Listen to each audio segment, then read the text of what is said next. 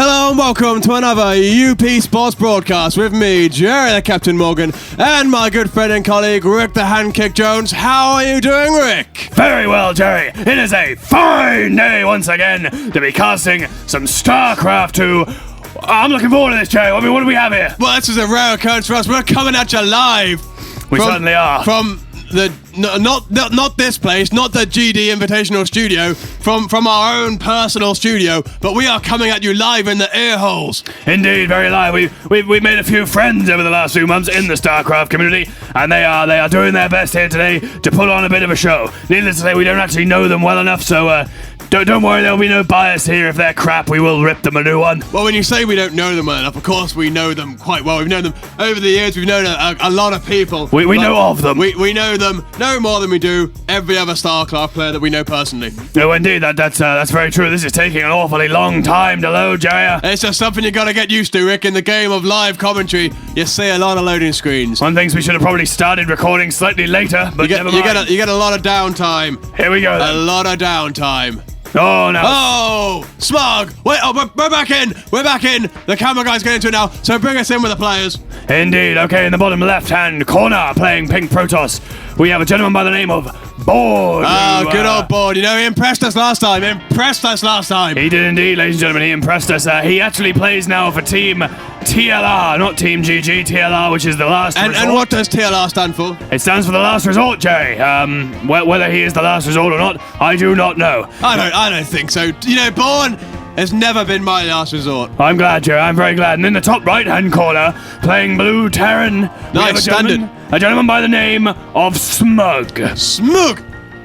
I wonder if he'll be feeling smug after this game, Jerry. That's exactly what I was going to say. You took the wind out of my sails. I'm getting a bit predictable in my old age. I mean, yeah, nothing. What can we expect from this? Oh, it's a nice little logo there. Look at that, the Terran logo. Got his own logo there. Very nice indeed. That is very nice. Not anything too fancy here from these players. I don't really know what to expect, Jerry. For once in my life, I don't know what to expect. You gotta wonder, we've seen Bourne come from before, and he surprised us towards the end of the game. He had a strong fight, and he destroyed Saber. I think the boy's name was Saber. Destroyed Saber in the last effort, and it was a mighty push. Are we gonna see the game against Smug? Smurgenfaffen. We should mention, ladies and gentlemen, if you haven't seen it, we actually called Bourne's game on foreign shores. We certainly did. We'll put a link in the description below. We participated in a rather illustrious show known as Caster Challenges. Where, I'm not going to say I feel dirty about going to another channel to show off my wares, but I had to have a very, very, very long shower after that show. Well, we showed off quite a lot on that show, and a lot of people were impressed and envious of our packages, Jerry. They seriously were. I heard some people, when we were selling the game in the show, they were actually trying to buy it. They were in contact with the channel, and they were trying to buy us and the particular game we were commenting on. Unbelievable. Look at this cheeky probe here, Jerry, just popping in, popping out. He's just trying to get in the way. Smug doesn't even seem to be doing anything about it. He's just like, you know what? Have a poke. I don't care. Well, living up to his name. Living up to his name. And sending his own probe in as well. Just for that, like, okay, so I've seen your probe. How big's mine? Indeed. Little SCV. Here it comes. What will it see? Anything of use, Jerry? Make your bets. Will it see anything useful? I'm thinking it will. I'm thinking it's going to see a lot useful. Oh, the Zealots missed it.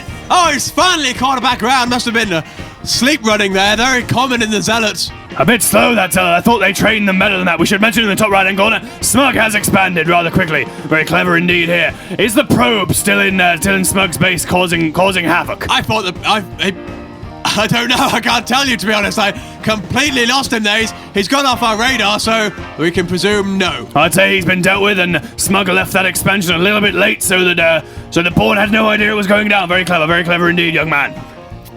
Brilliant name, Bourne. So what do you know about these two players, Jerry? We've done the usual introductions. I know you're a great fan of it, and any player at all within the community. What can you tell me about these guys? Well, I know Smug spent a lot of time in Japan. He was training with the samurai to actually learn how to play StarCraft better. A lot of people questioned it. They said, is learning how to use a katana sword really going to help you with a keyboard? And to this day, he's still trying to prove that it is. He's still typing away with two little samurai swords on his keyboard. He doesn't actually play with his fingers, which is quite amazing. one of the first of his kind to do that, but the trend is starting to catch on now, that's for sure. I did read that somewhere, Jerry. There were some criticisms at the start. You're quite ready, and I believe that if you fail, you go through quite a few keyboards, but we'll see if it works. That is true, and then of course, Bourne is the genetically modified StarCraft player, bred by our government, kept secret from us, but then he escaped, and now he's gone rogue, and you know what I'm glad of? I'm glad he's playing StarCraft 2 again. I'm glad after this whole kerfuffle with the government about who owns my personality, you know, Jackie Chan, what am I kind of style, I'm glad he's playing StarCraft 2 again. I'm glad. And people say StarCraft players are boring athletes, Jerry. But I mean, we have a samurai man and a genetically enhanced mutant person in the same game. Boring. Boring. Both of them have their advantages. Both have their disadvantages. I'd like to see them fight in real life, Jerry. But really, I would. I think having a katana in a real life fight is some sort of an unfair advantage. Well, it depends how genetically modified Bourne is. What if his skin is that of steel? I don't think he's genetically modified with a katana in his hand. Well, that's unfortunate for him. I think it's mainly genetically modified for StarCraft, so maybe I think I can't even tell. What's going on here? The two armies have gone down opposite sides of the map, completely missed each other. A double attack coming up, Jerry. It looks like Smug is travelling in the way of the Sand People, single file trying to hide his numbers from Bourne. Whether that'll work or not, we'll find out. The SCV's leading the attack. Brave man there. That is brave. I think he's coming back for more. He's like, I am gonna get my scout. I came here before, and now I am gonna scout. Bourne's army has engaged Smug's second base. That bunker's not a lot of good with nobody in it, is it? Down. And now these stalkers are going to rinse through. Looks like they're going to have free reign of the entirety of this expansion. And at the same time, at the other end, Smug is attacking Bourne's base. This is a classic base trade. We've said it a lot before, but this could. He's trying to get the probes in. This is unbelievable. Who's going to win this little base trade, Jerry? I mean, Bourne has some zealots down here to defend. What's going on at the other end, Jerry? Let's have a look up there. They've made their way up to the main base. The SCVs are going up this round. Good force fields, blocking them all off there. Oh, Paul Zeller goes down. I just don't know. You know, I don't know, Rick.